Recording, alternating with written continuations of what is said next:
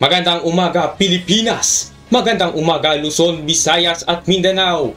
Ito ang balita ngayon. Bagyong Christine kasalukuyang nananalasa sa norteng bahagi ng Luzon. Pabugso-bugsong hangin at malakas-lakas na mga pag-ulan ay siguradong mararanasan yan, no? So ito ang balita ngayon.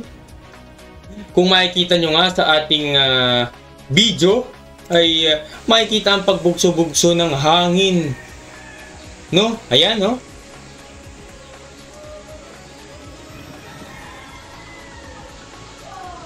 So, yan, no? Kita nyo? Ang hangin ay malakas-lakas, no?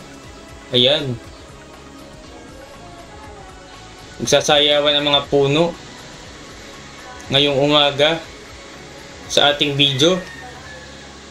So, talaga namang ito ang epekto ng Christine na bagyo. Talaga namang kitang-kita natin sa video. Okay.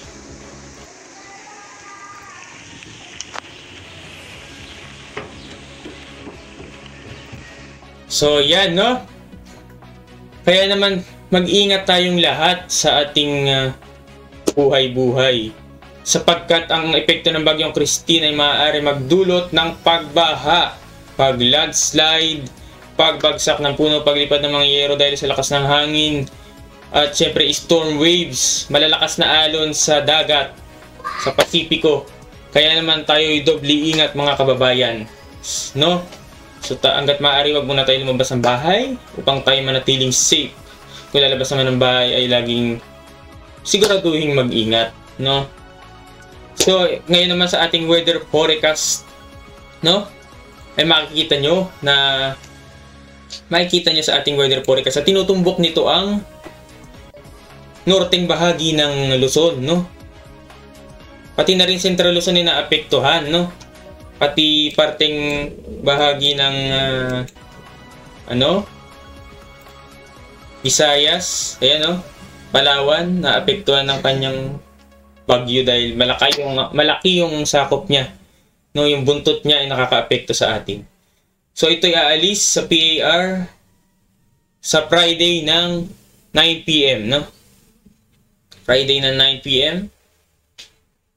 Ay makakalabas ito sa PAR at sa West Philippines. Ito'y papunta ng China, no? China. So yan. Ngayong araw ay kasalukuyan yung tinutumbok ang ano. Kaya naman mag-ingat yung mga nadyan, no? Sa Baguio, sa Ilocos, sa lahat ng parte. Pangasinan, Pampanga, lahat dyan, Cagayan. So, pati na rin dito sa Maynila, no? Ayan, may epekto rin pero hindi naman ganun nakalala. Kagabi malakas ang hangin. Kung naano nyo kagabi, malakas, no? At malakas din ang ulan kagabi dito sa Maynila. So, yan.